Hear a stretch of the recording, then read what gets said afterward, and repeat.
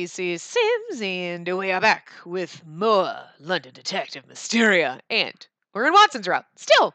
Yeah. And Watson was coming to rescue us because we decided to just, I don't know, not be smart. We throw a rock at Colonel Moran, and that wasn't gonna do anything. Okay, whatever. We tried.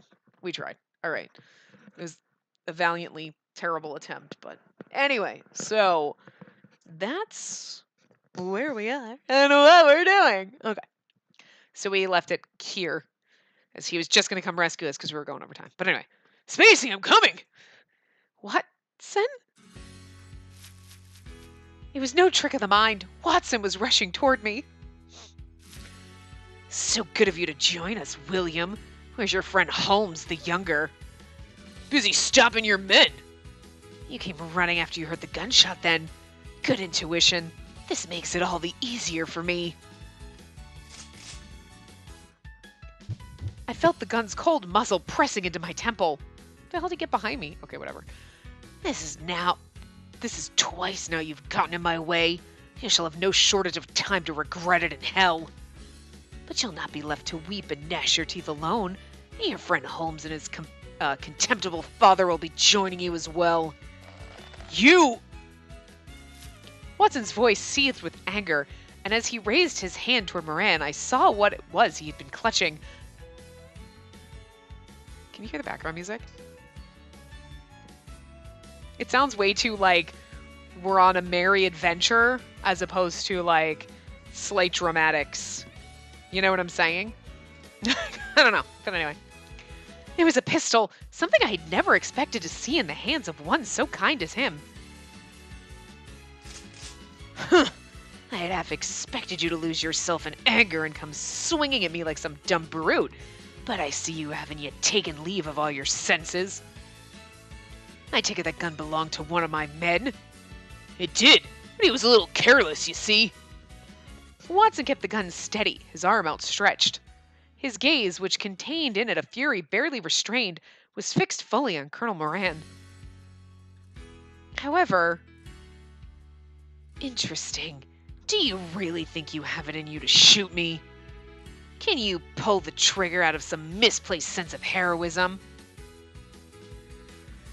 Do you thirst for my blood so much that you'd risk spilling hers to sate your spite? God, this guy... Watson, just shoot him. He talks too much. You underestimate me for my age, but in no one's peril more than your own. My father served as a military physician. I've known how to handle a gun since I was a young boy. You'd best prepare yourself. His aim's probably better than Moran's now. Certain that at so close a range his shot would hit the colonel, Watson fingered the trigger. However, I could see in him the hesitation. Watson shot me a glance, the struggle clearly written on his features.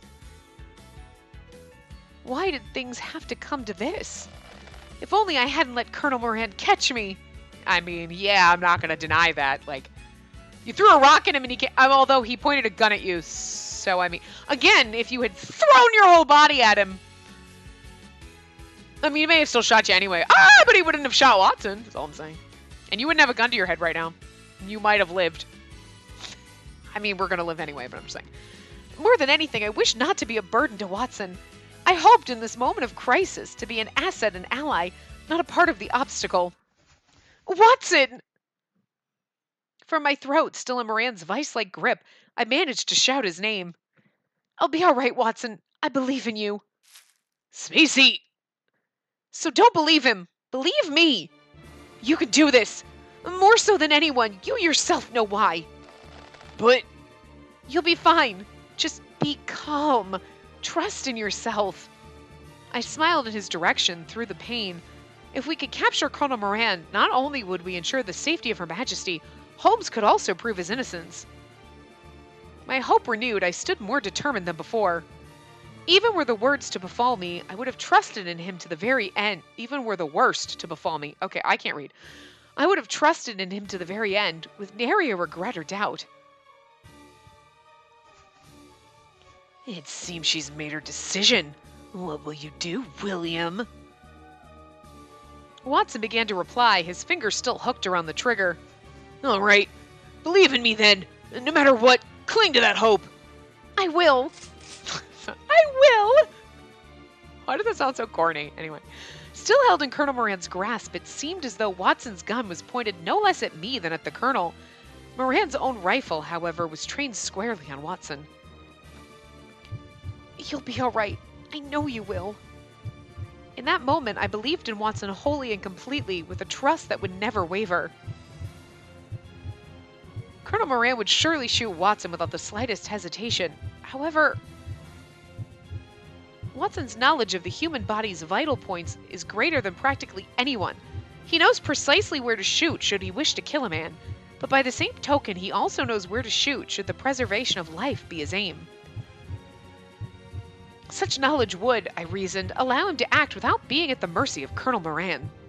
Right now, more than anyone, Watson was...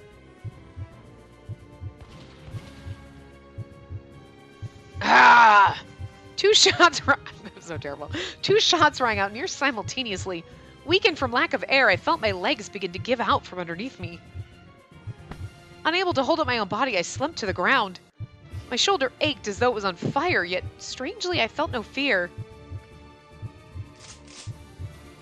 You shot without any reluctance. Yeah, but you're still dead. You're still not dead. You're still talking.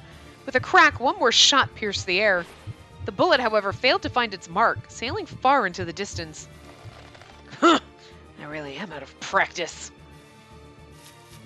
Ah! That was still terrible, but a little more effort there. Watson's roar was a primal sound welling up from within to drown any other of the sounds out, to drown out any other of the sounds, okay, that is what it said, that surrounded us as he closed the distance between he and the Colonel.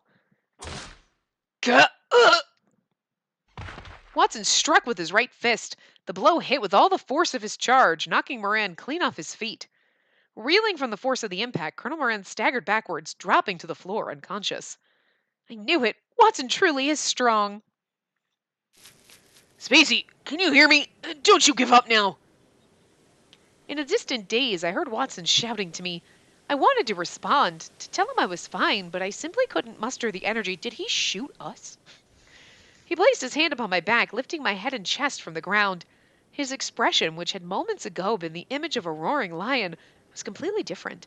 He seemed almost as though he might break into tears. Spacey, I'm so sorry. I hurt you. I scared you. Watson, this is nothing. It was then that I felt the pulsing of pain once more from my shoulder. The shot Watson fired had grazed the skin. I rallied enough of my strength to look up at his face.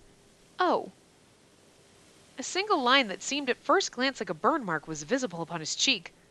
It must have been caused by the first shot Colonel Moran fired, I surmised. As if drawn by that marring mark, I slowly extended my hand toward it. In a like manner to a child afraid of his father's switch, Watson tensed and drew back. However, I did not, gently placing my hand on his cheek. Oh, Watson, are you all right? Huh? That doesn't hurt, does it? Of course not. Barely even a scratch. Besides, he's already got a Band-Aid.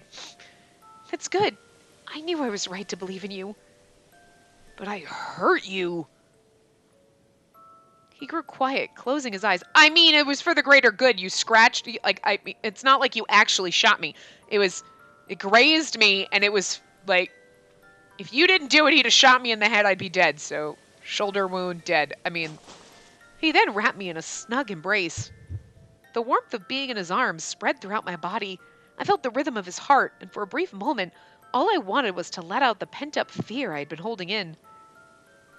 I'm fine. I've taken more dangerous spills simply tripping over my own feet.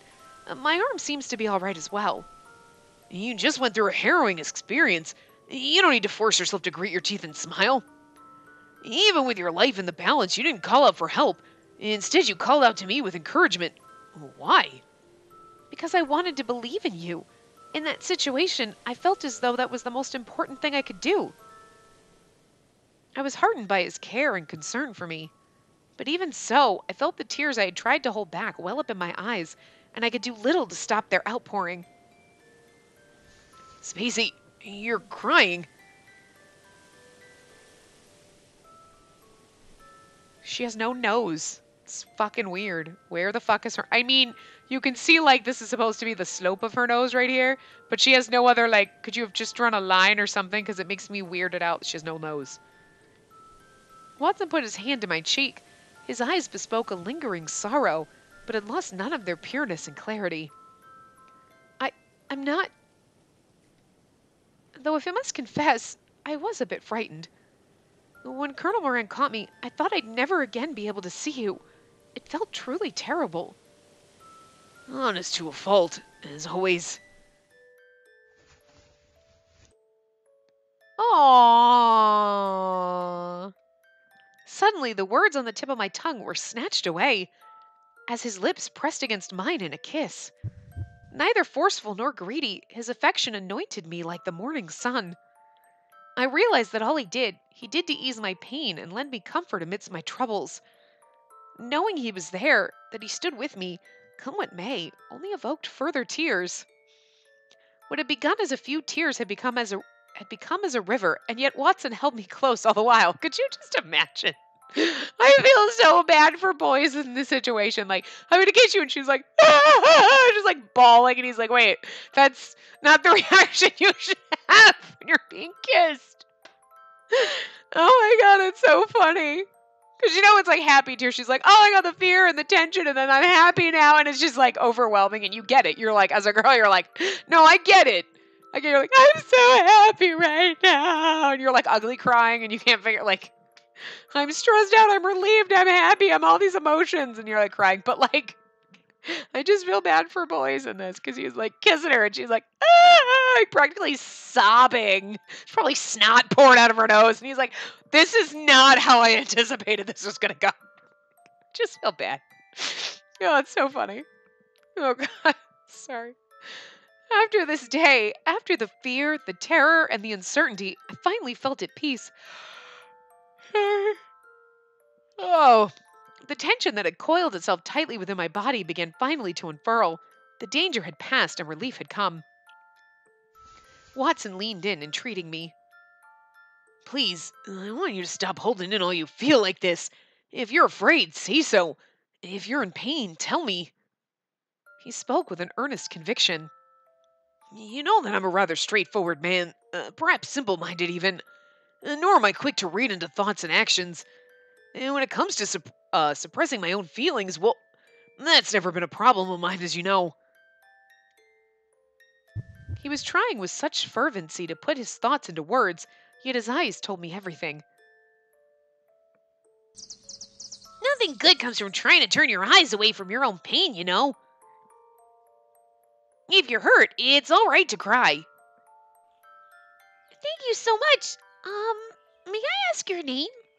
My name, it's... I like how they showed it, like, shadowed it, like we didn't know it was him. We just moved the Band-Aid, that's it. Silderella. It's William H. Watson. Watson. Spacey, what is it? You've been helping me for so very long now. You've supported me, haven't you? Ever since we were children. Thank you so much. Spacey, hey, stay with me! Watson's voice, still ringing in my ears, seemed now distant, echoing across a chasm. And as his words grew quieter, my world faded and consciousness forsook me. The end.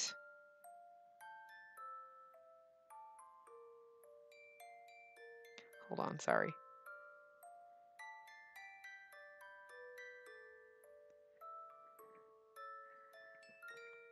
I just got a message from somebody that I purchased something from on Depop. My beautiful Chuya pin. Posted it on Twitter. He's gorgeous. I love him. From Bungo Stray Dogs. I love Dazai, but I love Chuya too. He's my little precious. I ship them together so hard. There's a reason why there's like inappropriate fan art. A ring, a promise. Oh, I'm getting married! That's going to be in the second game. Several days had passed since the occasion of the fox hunt in Richmond Park and our ordeal pertaining thereto. That was a mouthful. Scotland Yard had taken Colonel Moran into their custody, charged with plotting to assassinate Her Majesty. The audacity and terror of his scheme was on the front page of every paper in London, stunning every citizen of England. With Moran's capture proving the existence of the clandestine, spellbound organization, Holmes was able to at least establish proof of his own innocence. None of us knew what had become of Jack the Ripper after that fateful night in the Baker Street alleyway.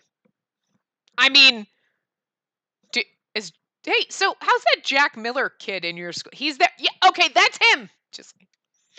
But having been declawed during his battle with Watson, it seemed unlikely he would continue his murdering spree anytime soon. Yeah, he just got to get new claws.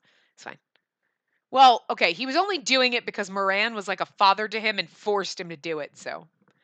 One day, after all of the commotion had finally subsided, a courier from the royal family came to deliver a message to Holmes, Watson, and I. I do like that in these routes, I mean, okay, you know who Jack the Ripper is, and you know who fucking Lupin is. We're not idiots. But I love that they never figure it out. And they're like, I wonder who Jack the Ripper is. So that, like, when it goes down the route, it's going, oh, she's going to be all shocked. I mean, you know what I mean? Like, but I just like that they didn't find out, you know, like, oh my God, Jack is Jack the Ripper. It's like, no, shh, let him be. Don't send him to jail, him or Lupin. You can't do that. To our great surprise, we were informed that Her Majesty wished to convey her thanks in person for our efforts in bringing the case to a conclusion. I forgot the voice I gave the Queen, but the three of us made our way to Buckingham Palace, where she waited to receive us.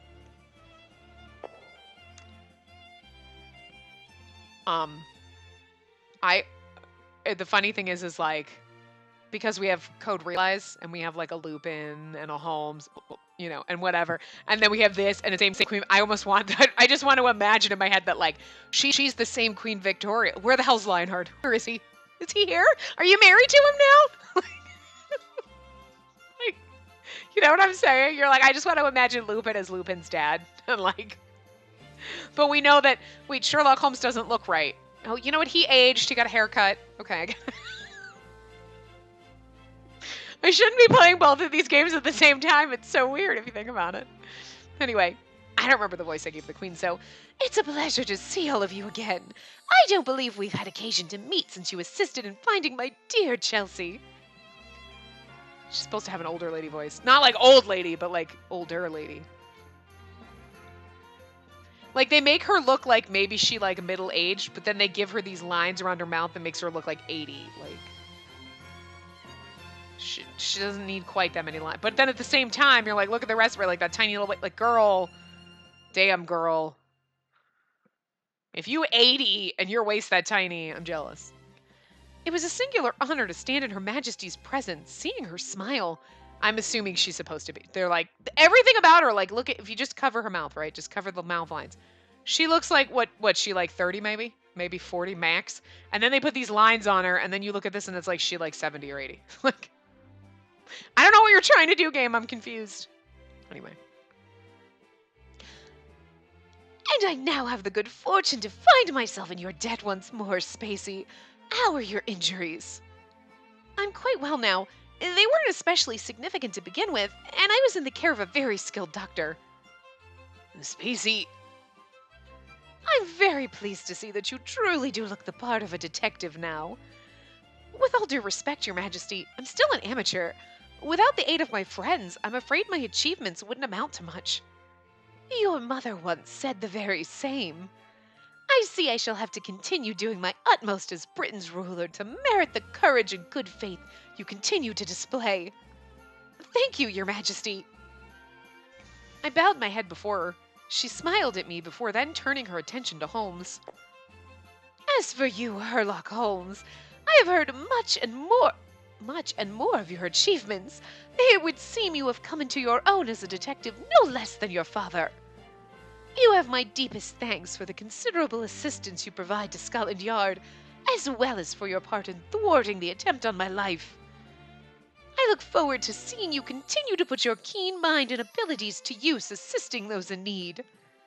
Of course. Thank you, Your Majesty. She then moved to stand before Watson. Ah, William Watson. Yes, Your Majesty. I have something I'd like to give you. Come here. What? Slap in the face. No, I'm just kidding. To be a good detective requires of one skill in analytical deduction, insight, and a collected disposition. However, there is one quality which stands above even those, a quality essential to those who elect to follow that path. That is the capacity to safeguard and care for those whose lives have been caught up in the crimes you investigate. The ability to prioritize extending a helping hand to others, rather than allow our actions to be dictated by pure logic, is a virtue of which we detectives must ever be mindful. She acts like she out there running around. Oh my god! I'm sorry, just got the best fucking fan cannon in my head. Like, she's like out there like, we detectives, like, can you just see she's out there with her fucking dapper ass fucking like, I just see her in like this pinstripe queen suit, fucking top hat with like fucking ton of feathers, like, I'm out there solving crime! Oh my god, the queen, wait, what? Not in her ball gown, but it's like a ball gown like fucking like, I got this image in my head and it's just, I love this so much. She's just out gallivanting around. Let's go! Let's thwart some crime! Okay, Your Majesty, what are we doing? I don't know! Oh. Oh my god. Oh, I'm sorry, that's just a beautiful image. I love it. Anyway. You, perhaps more than anyone, have within you that capacity to protect, to accept, and to support others. I am thus bestowing upon you this, as a symbol of the high expectations I have for you. Please accept it. Is it a ring? A ring?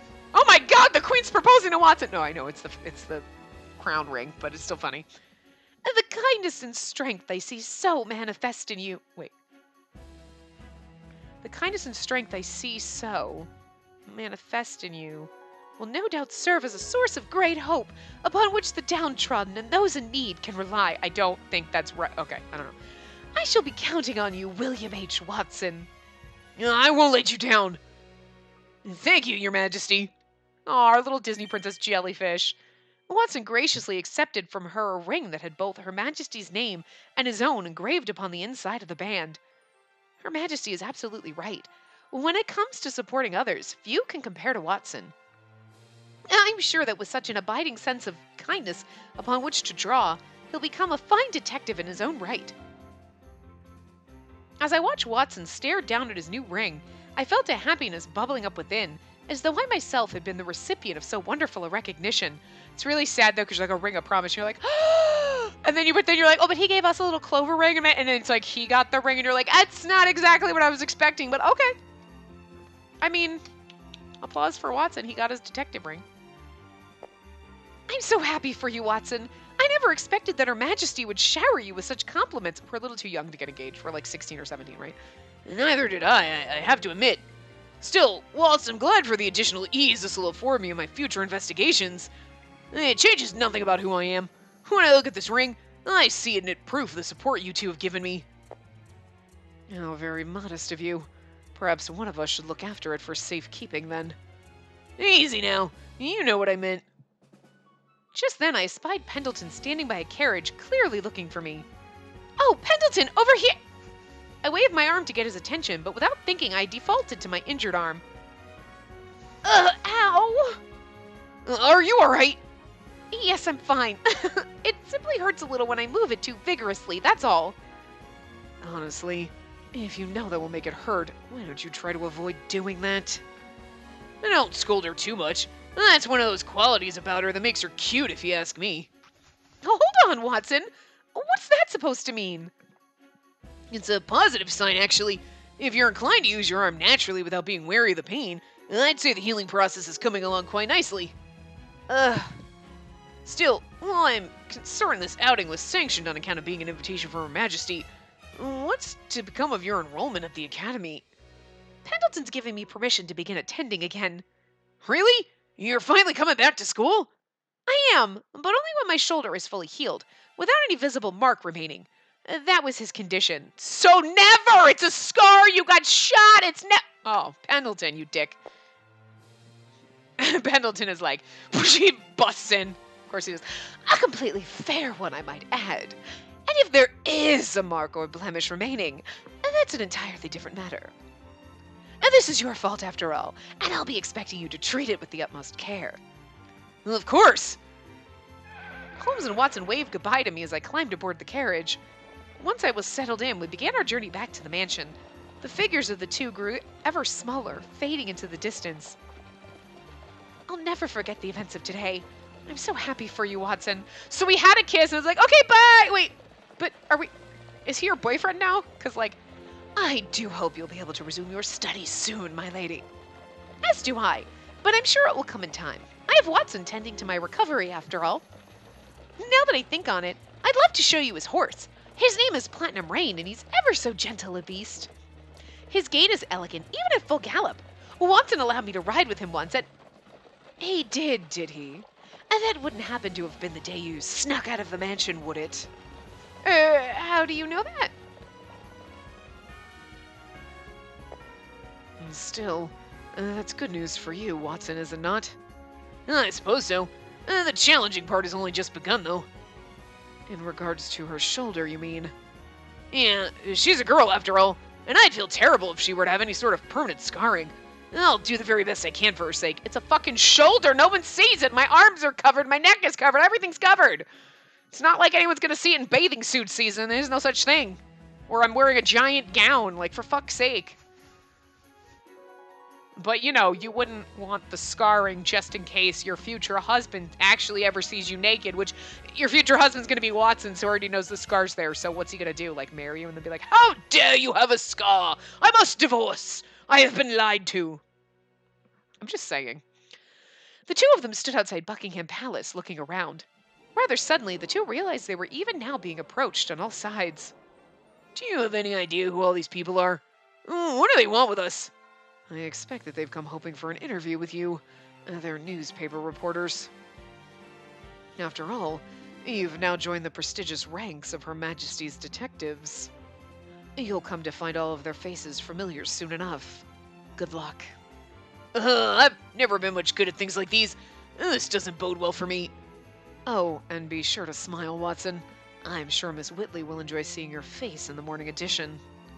Don't go piling it on more pressure than there already is. Watson Jr., how does it feel to be inducted into Her Majesty's detectives? Well, it won't be an easy turn, but I'll give it my best. There's some refreshing honesty right there. Can we have a smile for the photograph? Haha. He's adorable. Thank you very much. Are there any comments you'd like to make? Really? Was that half-hearted comment the most stirring statement he could muster? The next day at Harrington Academy. Congratulations, Watson. I heard you're one of Her Majesty's detectives now. Whoa, where did you come from? Watson wheeled around in surprise as Kobayashi seemed to materialize behind him. Now, those are saucer eyes done scary. His saucer eyes scare me a little bit more than mine. Holmes had been gone for some time, and you'd seemed quite downhearted. I'd been worrying for the both of you. So you can imagine my surprise at seeing your face in the morning paper. Yeah. Your comment to the press was characteristically upbeat, though I have to say, it did feel a little on the half-hearted side, don't you think? Well, youth and wisdom seldom walk abreast, as some might put it. You've got a lovely smile in the picture, though. A bit stiff, but that just adds to your charm, I suppose. Oh my god, Lupin, are you hitting on Watson? Because I don't know about this. Lupin, can we please change the subject? I think he's perhaps suffered enough. I'll leave him alone. You're regretting how it played out, aren't you? Still, that makes you just one among many who've bungled their first moment in the limelight. Marple, could you not join the others in rubbing salt into my wounds? There's a certain sort of amusement to be had in it. Still, it's quite the accomplishment to be recognized as one of Her Majesty's own detectives. I suppose there is. Still, all of you already have badges, don't you? Excluding our 2 exchange students. You did prevent an assassination attempt on Her Majesty, after all. You more than earned this. Keiichi, finally a voice of reason. It seems you're my sole ally here. Until Miss Whitley returns safely to school, I'm afraid I cannot say whether or not I'd consider myself your ally. Damn it, Keiichi! At any rate, congratulations are in order, and no doubt you'll soon have plenty of work coming your way. How the fuck did Lupin get a ring? Watson didn't get a ring until like now, but Lupin has one. Like Lupin can't even fuck. I mean, we know he has one because he keeps dropping it. So yes, but like it just dawns on you though. Like, well, wait. So like Watson just got Lupin can't even fucking stand upright. I mean, that's a load of crap. It's all fake. But I'm just saying, how did he manage to be like, I'm one of Her Majesty's detectives. I'm fucking awesome, despite the fact that he would walk into a fucking wall. Oh, like on purpose again. But you know what I'm saying? Like, he's acting like such a little, like an awkward, strange little klutz. But so he would have to balance that with managing to get a ring from Her Majesty. And like, he's gonna like whip out some magic and she'd be like, wow, how'd you, I don't know. Like, I'm just saying that's a balancing act I can't believe he pulled off, but I wouldn't be so sure of it. I already have nearly all the work I can handle just being Holmes's assistant after all. And now that you've dropped your old crestfallen fellow routine, the atmosphere in the classroom is all the brighter for it. True, not to mention Holmes's return. I'm glad for you too, Holmes. And now that you've been able to show conclusive proof of Spellbound's existence, you're no longer a suspect in that dreadful murder. You owe that to Watson, too. You've thanked him for his efforts, haven't you? Of course I have. Huh? I don't remember that! Holmes planted his foot squarely on Watson's toes, knowing exactly where to apply pressure to cause the greatest discomfort. So practiced was this motion, the others seemed to scarcely notice it. Suddenly, Watson began to scan the classroom, feeling as though something was amiss, but unable to put his finger on exactly what. I'm not here! Wow, douchey boyfriend. You know, oh, come to think of it, is Jack not in today? Okay, that makes more sense. He had to take a leave of absence for a while. Family business, it sounded like. Very unfortunate. Oh, he just disappeared. Really? I wish he would have at least said something before he left. So, when's Spacey going to be coming back to school? That I can't say.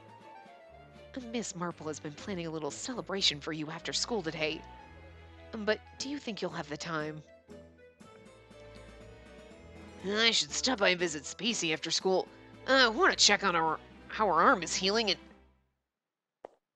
Watson, are you even paying attention? Just as I thought. The lights are on, but there's no one at home. I imagine he's probably got his mind on Miss Whitley at the moment. Hey, I have an idea. How about on the way home? Oh my, I like that. In a hushed whisper, Kobayashi related his plan, and together they all nodded their agreement. They're coming to my house! Only Watson, oblivious to all that was taking place around him, remained in the dark. Later that day, at the Whitley mansion, it's just about that time. Lessons will finally be over for the day, and everyone will be making their way home. I can't wait until I'm back at school myself. Will Watson come to visit today? I peered out the window just as I had that morning on the day of the hunt. I felt a sense that if I did so, Watson would be waiting for me below as he had then. Suddenly I heard a knocking at my door, followed by Pendleton's voice. My lady, may I come in? Of course. Thank you, Your Majesty. You have a visitor. A visitor? Is it? I shall let you dispense with the guesswork. Come in. At Pendleton's call, someone appeared behind him. Hello, Spacey. How's your shoulder feeling today? Watson, you came. That I did. Watson flashed me a kind smile. Well, I'll leave the two of you to it. Remember, Watson, I'm counting on you to make sure my lady isn't burdened with any lasting marks or scars. On my honor. Watson gave a short bow to Pendleton. Again! I was gonna say! It's my fucking shoulder! Fuck's sake, it's not like my face. The door closed and we heard the sound of Pendleton's footfalls as he descended the stairs. It was just a different time where, like, you'd fall in love, get married, or, you know, arrange to get married for money, and then your husband will see a scar on your arm and just be, you're hideously disfigured. It's a scar. Jesus. Oh my God, what would you do if she had freckles? Oh, the horror! Well, I'm screwed. I have lots of freckles. Like freckles and little moles and things, like... We called them beauty marks when I was little. I love the beauty marks because I'm gorgeous. And I'm like, seriously? Like, oh my god, she has a scar. Oh, God forbid she ever has a stretch mark. Shit. I mean, God. Anyway. Jesus, Pendleton, I expect better from you. The door closed, and we heard the sound of Pendleton's footfalls as he descended the stairs. Now it's time to make out. Thank you. You've been stopping by every day. Don't let it trouble you. I came because I wanted to, and because it's my fault you were injured. You know that's not true. You saved me, so please don't apologize. Thank you, Spacey. Anyhow, let's have a look, shall we? Watson made it sound like the simple medical checkup it was, but each time I showed him required me to unbutton my blouse. All right, I'm sorry. Sorry? Whatever for? There's nothing to apologize about. He's like, I like seeing you without your shirt on. Like, Watson chuckled calmly. First of all, he's a doctor. Second of all, he's in love with you, so I don't think he's going to complain about you taking your shirt off. You really think so? I showed him the wound on my shoulder, unable to help feeling rather embarrassed about exposing myself in such a manner. Again, she probably unbuttons her shirt and just slips the blouse off her shoulder, so it's literally just her shoulder showing. Oh my god! I love it. It's fucking hilarious. Oh, I'm so exposed. And he's like, look at his face, is like, shoulders are sexy. I'm just saying. Like, people must have been like, seriously, like, I mean, a shoulder. He's all riled up over his shoulder. Wow. But dwelling over long... How is it low? It's been plugged in all night. This fucking thing sucks. This thing has literally been sitting there plugged in for like 24 hours. How is it low? That's really annoying. Anyway. And we've only been using it for 36 minutes. Dwelling over long on what I was doing only served to increase my discomfort, so I tried to shake it off and embrace an air of nonchalance. I mean, it's always plugged in. My controllers, I never unplug them, but now that my TV is so huge and I sit further back, I either have to let it... It's awkward to kind of hold it because the thing's not long enough, so... Ah, good. It seems to be healing up nicely. At this rate, I don't believe you need to worry about it leaving a mark. By the new year, it should be as though it was never there. You'll be able to wear whatever sort of dress you want. Watson wasn't behaving strangely toward me at all, and not that I wished him to, of course. His mannerisms were direct and straightforward. He, the doctor, and I, his patient. And yet, I couldn't help but feel somewhat sad that his behavior toward me was so normal. Really, I'm glad to hear it. Despite my saying so, however, there was something within me that felt dissatisfied. Hold on a second. Hold. I am going to move. Can I unplug this for a second? I can move it closer if I plug it into... Aha! This other USB thing that's closer to me, and there we go. Anyway. I thought you'd be happier about it. I mean, you want it to heal up like it never happened, don't you? As a woman, once you've graduated, you'll surely find a suitable marriage partner. What am I saying? Watson forced a smile, looking directly at me. His face, as he tended to me, was so full of kindness that I couldn't help but feel a certain sadness. I know, it's strange, though. I feel like I'll be sad to see it finally disappear. Perhaps because I get the sense that once it disappears, you'll gradually recede from my life, just like the traces of that wound. The words had left my mouth before I had even weighed whether to say them. I'm sorry. I don't know what's come over me. Besides, ever since the incident in Richmond Park, Pendleton seems to have really begun to trust you. Really? That's not the impression I get from the way he talks to me. I'm certain of it, though. The way he looked at you earlier is the way he looks at people in whom he feels safe placing his trust. Well, if you say so. Perhaps it was just my imagination, then. Suddenly, I heard another knock at my chamber door. Have you still not finished disinfecting the wound, Watson? I could hear Pendleton speaking from the other side of the door. Almost. Just about finished. Watson finished his treatment and helped me button up my blouse, returning me to a state of decency. Thank you. Well, you can't have other men taking a peek after all. We can't have other men taking a peek after all. Like, I I'm sorry, Pendleton doesn't give a shit. It's unfortunate. I want him to give a shit. Be like, no, I try to get naked in front of Pendleton all the time, but he just won't let me. It makes me sound like I sexually harass Pendleton. This is getting crazier as it goes through my head. He smiled and gently planted a kiss on my forehead. Oh. It happened so suddenly that I was scarcely able to process it until it happened. My lady, I'm coming in. All right, I'm decent. Not in my brain, I'm not. My brain is very indecent. The moment I gave him permission, Pendleton stepped into the room, composed as he always was. In his eyes, the look of trust about which I had just told Watson was not visible in the slightest. Pendleton looks rather imposing.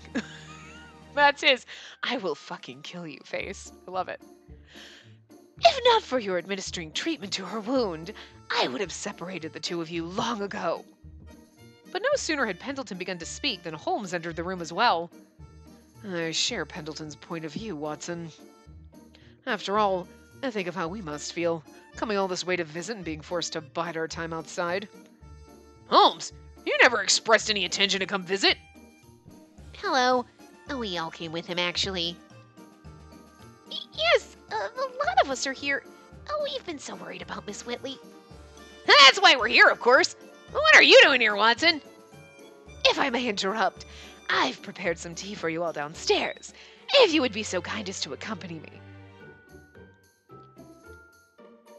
We gathered together in the mansion's drawing room for some tea. Thank you all so much for coming to see me like this. We wouldn't have had to if you weren't so prone to overexerting yourself, you know. You really do. But I'm glad to see you looking a fair bit better than I expected. I'm really sorry to have caused you all such worry. We do apologize for coming in such a large group. Here you are, autumn tea, brewed from leaves freshly picked and dried. I just like to be overdramatic with Pendleton. Thank you very much. Oh my, it's delicious. I'm happy you enjoy it. Oh, what's wrong, Spacey? Nothing. I smiled, doing all I could to act as though it was fine, but Marple didn't take her gaze from me. Incidentally, Watson, in light of your recent altercation, do you feel your training has produced beneficial results? Without a doubt. I really owe you for all your training and assistance. I've learned a great deal from the time we spent. In other words, you believe you fully mastered all the concepts in which I instructed you. I'd hardly go that far, but I feel like I've found an answer to what was troubling me. Interesting. Do you believe that, were we to spar again now, you would emerge victorious? I don't think I was implying that either. At the very least, though, I feel like I could hold my own against you on even terms. I see. It sounds, then, like we ought to put that hypothesis to the test. Kakechi's, like, itching to fight. I love it! He's like, I am just very studious, and I am the student body president, and I'm going to do this and, like, fight me, bitch. His path is next. This could be interesting. I volunteer myself as referee, then. Would it be possible to have use of the gardens, Pendleton? Certainly. We also have some fencing eppies? Is that what, like, fencing things are called? What's it? I don't know. I don't do fencing. Like, anyway. On hand that you may use, if you like. Alright, then, by way of thanks for all the help you've given me, let me show you how to put what you've taught me into practice. I'm looking forward to it. The three of them stepped out into the garden. It sounds like fun! I'm going just to make sure Watson doesn't try to pull anything funny. Me too. In short order, all the boys had gone to the garden to watch the duel. Only Marple and I remained in the drawing room. It must be nice to be a boy. I can't believe the lot of them. How could one want to fight in such a well-kept garden? It's all right. I was getting bored stuck in the mansion all this time, so having all of you around making it lively is rather nice. Well then, are both of you ready? All right, and the match will be decided as the best of three. If your sword touches the opponent's body, or if your opponent falls, you'll be awarded a point. Though I'm aware both of your styles are quite different, I shall endeavor to administer fair judgment. I'm ready. As am I. And then let us begin. And guard. Ready? Play. Play. They're not playing. Oh, boys. At Holmes' signal, their bout began. I heard the sounds of their eppies swishing through the air, clinking against each other, and the shifting of their feet on the ground. Is it eppies? Epes? What? Ebes? Ebes? I'm not drunk, I swear. I'm not even drinking. Oh, I have some beer. Shit, man, I fail. Anyway. Go on, Akechi! Don't let him get the better of you! Give him all you've got, Watson! Watching all the boys together for a moment, enjoying themselves in pure sport like children, brought a smile to my face. It made me happy, but I also felt a twinge of loneliness. This is way longer than I thought it would be. Watson looked so much more full of life rushing out to the garden for a march than he had when he sat beside me as I recuperated. But seeing that disparity served only to make him feel all the more distant. It seems like such a long time since I last saw him enjoying himself so. Watching them, I can tell they'll be able to remain friends like this throughout their lives. Watson may be by my side now, but once my shoulder is fully healed, that's it. I doubt I'll be able to remain as close to him. Just as that thought dawned on me, I noticed Marple suddenly giving me close scrutiny. Is something the matter, Spacey? You looked a bit despondent just now. Do you think so? I'm just watching everyone enjoying themselves. Still, I'm happy for you. It sounds like your shoulder is almost fully recovered, and Watson's been treating you with care and kindness. What do you mean? I mean that Watson's more than just a kindly friend to you, isn't he? Marple? Whatever you tell me, I'll hold my silence on it. How have things been between you since that day in Richmond Park? Marple didn't seem to have any intention of letting the matter go. Oh, hold on a minute. I don't really... The two of you seem to be very close. That much I can see. But I get the impression there's still something standing between you two. Some barrier neither of you can get past. Yeah, he's tall, white-haired, and gorgeous. It's Pendleton, by the way. If you don't do something about it, I fear you'll never be able to move past simply being friends. Marple? Where did this come from all of a sudden? My grandmother told me once that a lady in love glows with a light all of her own.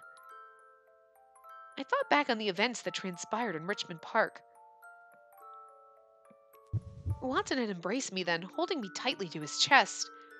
All it took was the recollection of that moment to rekindle the complicated net that had become my feelings toward Watson. Perhaps I felt as I did then because of his happiness at seeing me safe, in the way a friend or sibling might.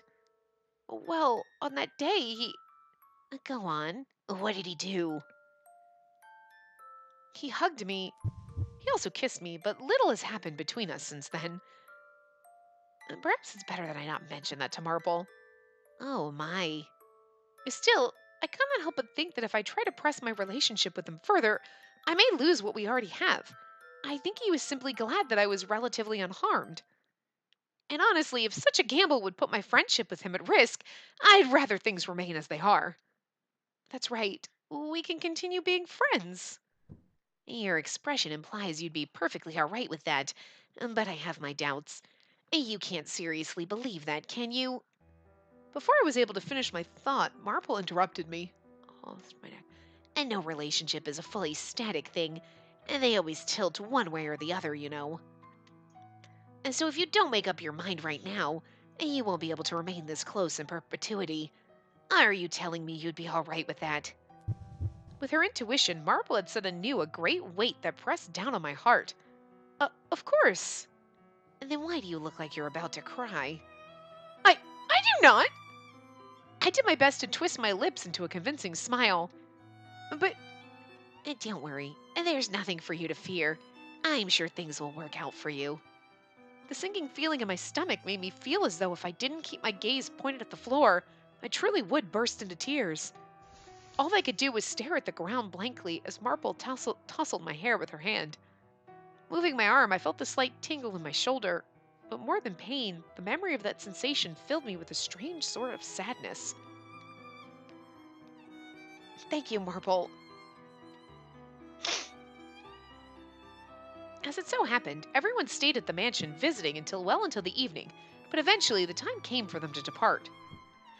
My, that was quite the lively afternoon. Indeed. Without them all here, talking and laughing, the mansion feels so quiet, though. I cast a longing glance at the room where we'd all sat and had tea together just a scant few hours before.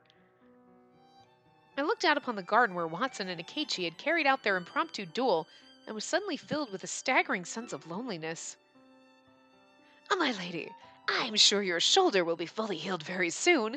It won't be long before you'll be free to attend your lectures again. Yes, you're right. But the more I tried to convince myself that I'd be fine with the way things were, the more I doubted my own words. What should I do? What would Mother have done? I turned to where the family portrait hung against the wall, hoping against hope that seeing them might conjure up some answer. But in spite of my longing, no answer came to me.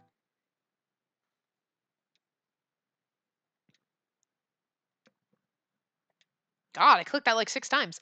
The next day, and the day after that, Watson again made his daily visits to the mansion, all to make sure my shoulder would make a full recovery. Thank you, Watson. I can't believe how quickly it's healed up, and without any blemish, too. It's nearly a dream come true. Yeah, without knowing there had been an injury there, you'd never be able to tell simply by looking at it. And that's all thanks to your skill, too. I'm sorry, you got shot?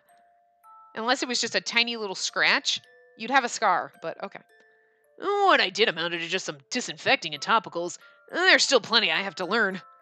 I suppose. And speaking of learning, I need to get back in class and start studying to make up for lost time. Even as I said it, I felt my chest tightening. Yeah, it's been quite lonely at school without you, truth be told. We'll have to have lunch together again, in the courtyard, with all the others. Yes. I nodded my agreement, though the lump that had rested in my throat seemed determined to stay. Our time together, these simple, genuine moments with just the two of us, would soon be at an end. Time would resume its natural flow, and I'd return to being just another of his schoolmates.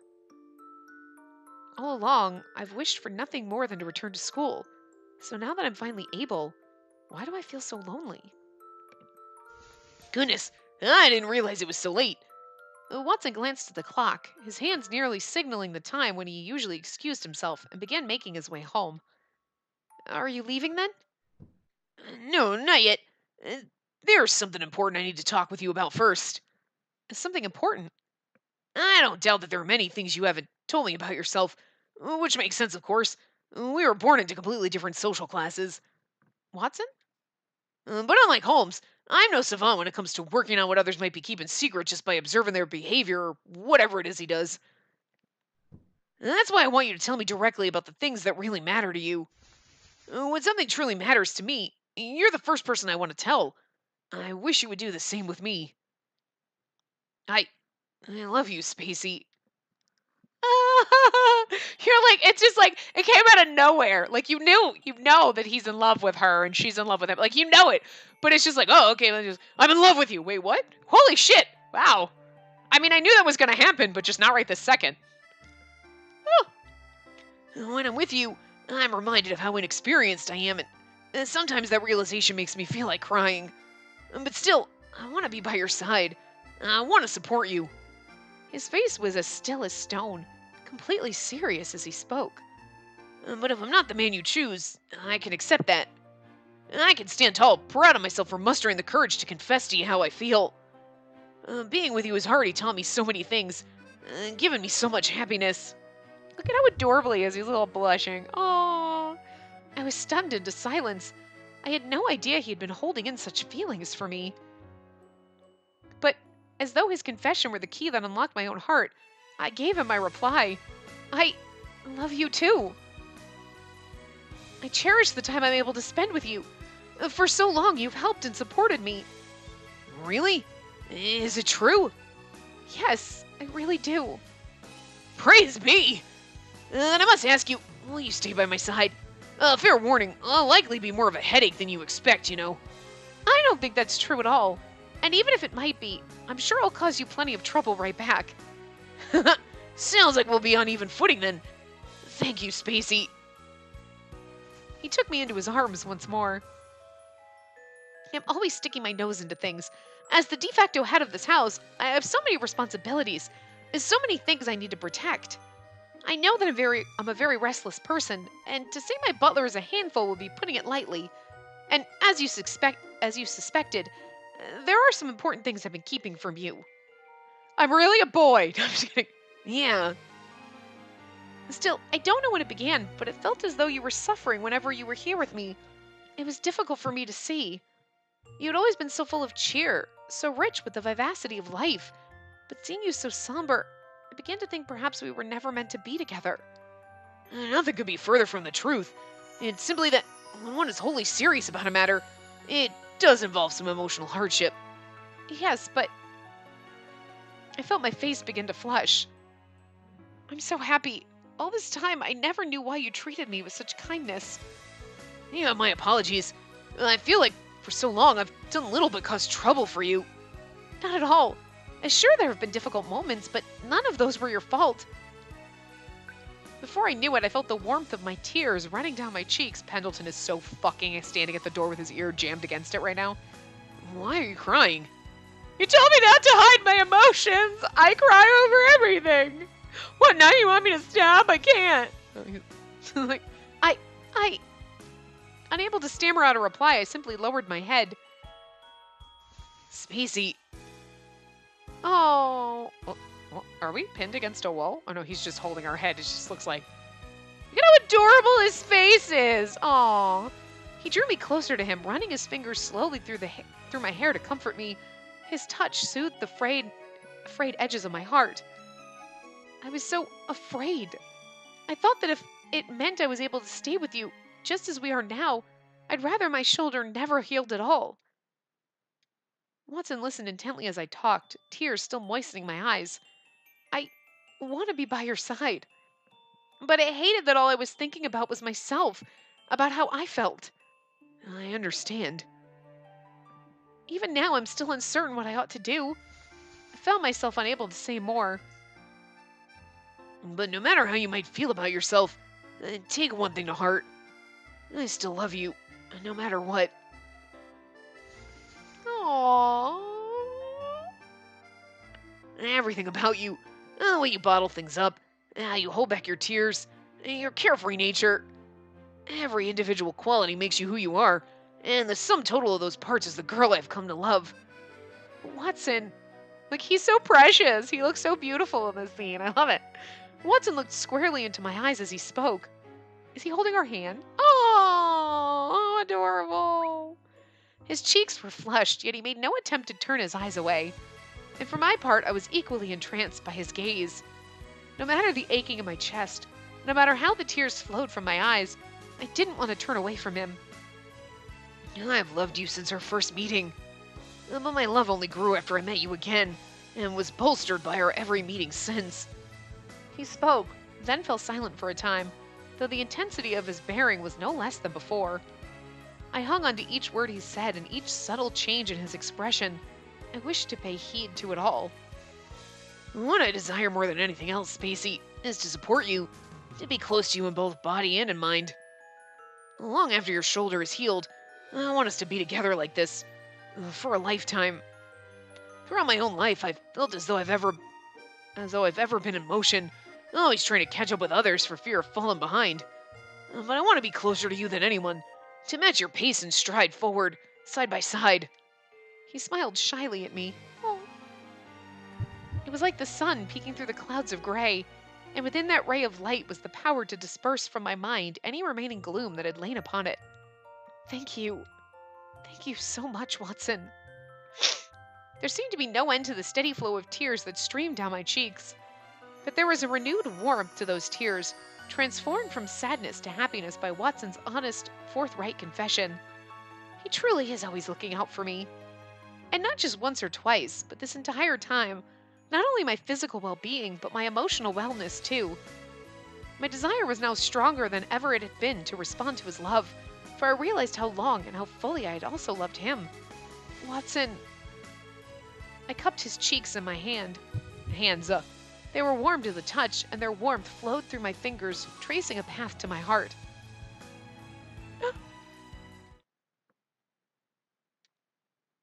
Pendleton bussin'. What the fuck do you think you're doing? All right. So I know that this could be another like 2 minutes. It could be another hour. I don't know, but I'm seriously just going to stop it here because like I feel like this, like I really was not expecting these parts to go on as long as it. I like it. I like that we get a lot of depth. It's not just like 1 or 2 chapters and it's over in an hour or two.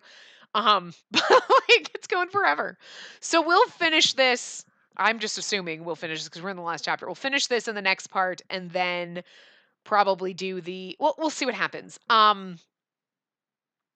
If this still takes like an hour to finish, then we'll be done. But otherwise, we'll do the rest of this chapter and then the epilogue kind of thing, or the little bonus chapter-y thing, you know, whatever it's called. And then the next part we'll do the bad ending or whatever. We'll see what happens. I would prefer to do the bad ending kind of by itself, so we end on a happy note. But you know, if this is 2 minutes and the other thing's fine, and it's like under a half hour, you know, we'll do the bad ending too. But I feel like the bad ending would be in its own part. You know what I mean? So it shouldn't be too long. I mean, I don't know. We'll figure it out. I don't remember what we did in Holmes's part. I really don't. But anyway, so I'm gonna wrap this part up here. I will see you guys next time.